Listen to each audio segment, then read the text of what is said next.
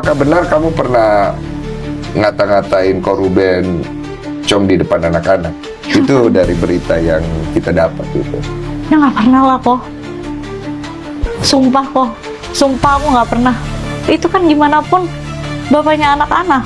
Kamu yakin ya? Aku yakin. Bisa bertanggung jawab? Bisa bertanggungjawabkan. Bisa. Cong. Kalau lu tanya gue ya, gue shock sih sebenarnya gitu. Cuman kalau lu ya shock karena ini di publik kan gitu. Karena di belakang itu ya sering juga dia ngatain gue gitu, sering. Bahkan di depan anak gue juga pernah. Oh ya? Iya, jadi gue cuman aduh. Orang munafik itu cirinya 3, kata Rasulullah, idza haddatsa kadzab. Orang kalau bicaranya sering bohong, ini orang munafik. Kok ngomongnya nih bohong terus, munafik udah. Fix udah. Yang kedua, Selama ini publik hanya mendengar potongan cerita tentang Sarwenda dan Ruben Onsu.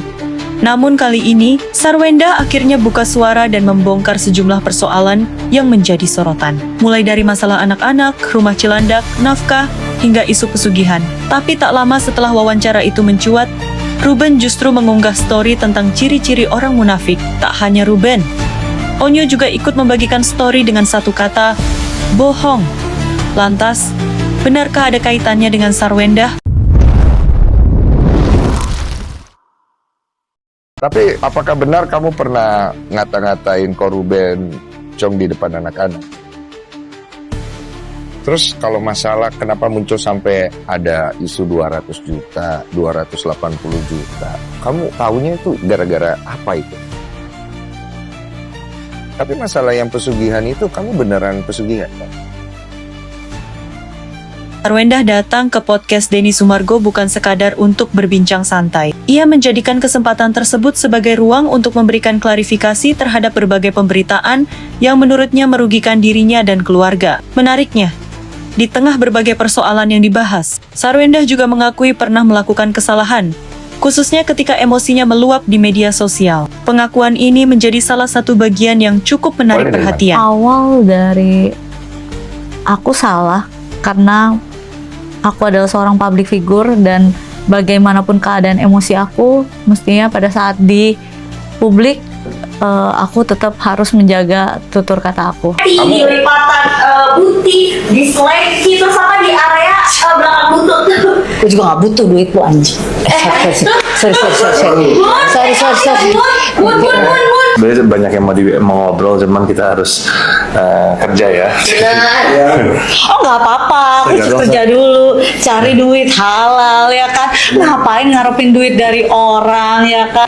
Salah satu hal yang ia tegaskan adalah dirinya tidak pernah melarang Ruben untuk bertemu dengan anak-anak. Menurut Sarwenda, persoalan yang muncul justru berkaitan dengan komunikasi. Ruben disebut sempat mengganti nomor telepon tanpa pemberitahuan, sehingga beberapa pesan dari Sarwenda tidak tersampaikan. Dari sinilah miskomunikasi kemudian berkembang menjadi persoalan yang lebih besar. Masalah itu tuh kok, itu kan menurut aku itu masalah pribadi, masalah ranah keluarga yang seharusnya dibahas di personal gitu. Tapi tiap kali aku tanya, tiap kali aku ini pun tidak ada respon gitu. Jadi ya akhirnya itu bisa sampai ke publik, aku juga bingung gitu loh.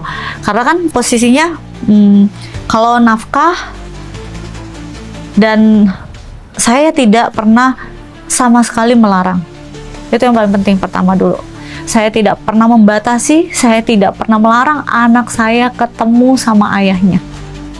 Karena bagaimanapun saya punya cerita dengan dia. Gitu.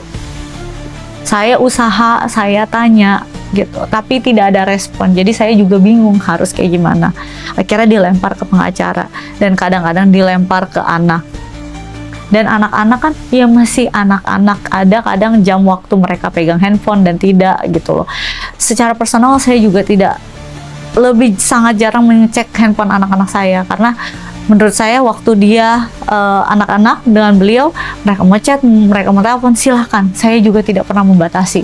Namun, ada satu hal yang membuat Sarwenda mengaku sangat terpukul. Bukan hanya dirinya yang menjadi sasaran komentar publik, tetapi anak-anak juga ikut terseret. Ia merasa sedih ketika anak-anaknya mendapat hujatan dan bahkan dituduh melakukan pencitraan. Padahal, menurutnya anak-anak tidak seharusnya menjadi bagian dari konflik orang dewasa. Terlebih lagi, Sarwenda mengungkap bahwa anak-anak sebenarnya sudah menyadari adanya ketegangan dalam rumah tangga sejak sebelum perceraian terjadi. Sebagai single fighter lah istilahnya sekarang, gak gampang sebenarnya kalau menanggapi anak-anak.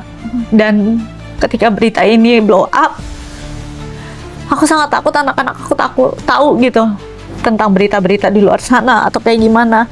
Aku bisa ngecekin medsosnya di mereka atau kayak gimana, tapi karena aku nggak bisa ngejaga teman-temannya mereka atau kayak gimana yang berhubungan sama mereka gitu. Dan thank you. Dan ternyata ada berita yang emang udah nyampe ke Cici, bukan dari aku, bukan dari ini. Aku juga nanya, kok bisa tahu? Berita apa? Ya tentang kegaduhan di luar sini. Mereka jadi kena ini juga, kena bully atau gimana? Ya, satu hal yang aku mau klarifikasi dengan benar di sini adalah anak-anak aku itu anak-anak yang baik, anak-anak yang sangat sopan, berprestasi. Jadi tidak ada satu kali pun mereka bertutur kata yang di luar sana bilang Nia tahu ngomongin orang pencitraan. Itu tidak benar sama sekali. Ketika aku dengar berita itu, aku langsung telepon Nia. Aku telepon Sus ya. Sus, tanyain, emang Nia tahu pencitraan apa? Nia tahu pencitraan apa itu? Saya baru pertama kali dengar. Tapi dengan kata-kata itu, anak saya dibully.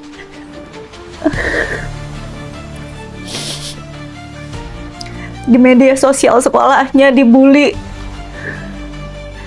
Dibilang anak gak tahu diri, anak ini, anak itu. Saya sebagai ibu, saya benar-benar sakit hati, sedih sekali karena anak saya tidak melakukan hal itu, tapi dia dihujat sama orang-orang yang tidak tahu melakukan hal seperti itu. Apa? Sebelum terjadinya perceraian ini, aku juga udah sempet tanya ke anak-anak, bagaimana kalau misalnya ayah sama bunda nggak satu rumah lagi. Jadi perceraian ini terjadi nih bukan tiba-tiba, emang udah ada lama sekali dan prosesnya panjang. Dan di dalam proses itu ada anak-anak juga. Kenapa ada anak-anak? Ada hal-hal yang mereka ketahui, seperti ternyata aku baru tahu kenapa mungkin ada rasa amarah. Ya karena anak-anak itu mendengar pada saat jadi mereka tidur, nih Cici tidur nih, tapi ada pertikaian sedikit gitu, ya pertikaian lah. Dan aku selalu bilang, boleh nggak kalau misalnya mau ngomong, kita di ruangan lain, jangan di lokasi yang sama, walaupun anak-anak tidur gitu. Tapi tetap ada percekcokan di sana. Jadi ternyata Cici mendengar itu. Jadi dia pura-pura tidur. Dari persoalan keluarga, pembicaraan kemudian bergeser ke isu yang tak kalah kontroversial, yaitu tudingan mengenai pesugihan Gunung Kawi. Isu tersebut selama ini sempat menjadi bahan perbincangan di media sosial, tetapi Sarwenda memberikan bantahan tegas. Ia menjelaskan bahwa kedatangannya ke lokasi tersebut berkaitan dengan kebutuhan syuting program horor, bukan untuk melakukan praktik pesugihan seperti yang dituduhkan. Aku syuting program KBP, The Lost World. Ada videonya, program di YouTube, dan waktu itu pada saat COVID, jadi dijualnya tuh di online kok. Tiketan gitu. Jadi kalau mau beli, mau nonton harus beli gitu. Itu kamu yang punya program atau? Bukan. Beliau yang punya program, aku syutingnya juga sama Jordi juga gitu. Terus emang lagi ke Gunung Kawi itu? Emang dia tuh ada rute Malang, berapa kota lah. Nah aku dapatnya yang di Gunung Kawi, diaturnya. Karena kan ya kita sebagai artis, ya udah datang aja dong. Karena kan itu syuting horor gitu. Jadi aku ke situ ya emang syuting horor, bukannya berita-berita di luar sana itu sama sekali tidak benar. Kalau di situ kamu memang ada melakukan ritual-ritual nggak pas syuting itu? Jadi pas dateng kita disuruh kayak matur nuhun lah. Oh, kayak izin ya? Izin. Jadi ada adat di situ yang harus dilakukan, harus makan nasi kuning deh, pokoknya bareng-bareng tapi semuanya sama bareng-bareng sama kru gitu. Adat lah gitu ya? Iya, ritual nggak ya jatuhnya itu? Oh, tradisi lah. Tradisi ya. Adat, Iya. kebiasaan orang Iya, sana untuk menghormati kan? menghormati karena kan Tapi- kita datang ke sana izin mau syuting gitu. Tapi nggak dikasih tahu kalau saya mau pesugihan gitu-gitu, nggak kan? Nggak ada begitu gitu. Nggak ada kata-kata pesugihan itu 1000% nggak ada. Kamu oke? Setelah podcast Sarwenda viral dan berbagai pengakuannya menjadi sorotan, tak lama kemudian, Ruben Onsu membagikan sebuah story di Instagram. Unggahan itu berisi tentang ciri-ciri orang munafik. Sontak, netizen langsung mengaitkannya dengan pernyataan Sarwenda dalam podcast tersebut. Spekulasi pun bermunculan, seolah unggahan Ruben merupakan sindiran atas pengakuan sang mantan istri. Namun, hingga kini belum ada konfirmasi langsung dari Ruben soal maksud story tersebut. Orang munafik itu cirinya 3. Kata Rasulullah, idza haddatsa kadzab. Orang kalau bicaranya sering bohong, ini orang munafik. Kok ngomongnya nih bohong terus, munafik udah. Fix udah. Yang kedua, wa idza wa'ada akhlaf. Kalau berjanji dia mengingkari.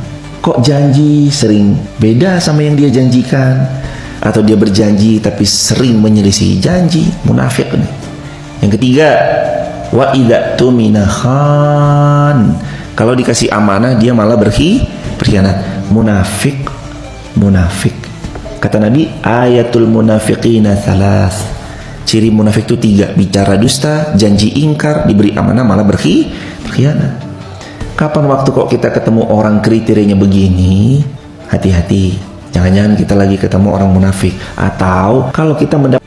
Tak hanya Ruben, Bertrand Peto juga ikut membagikan story yang cukup singkat, namun langsung mengundang tanda tanya. Dalam unggahannya, Bertrand hanya menuliskan satu kata, yaitu bohong. Unggahan tersebut pun langsung dikaitkan netizen dengan podcast Sarwenda yang sedang viral. Inilah video dari kami, tunggu kelanjutannya, semoga cepat terselesaikan polemik ini. Sekian, dan sampai jumpa.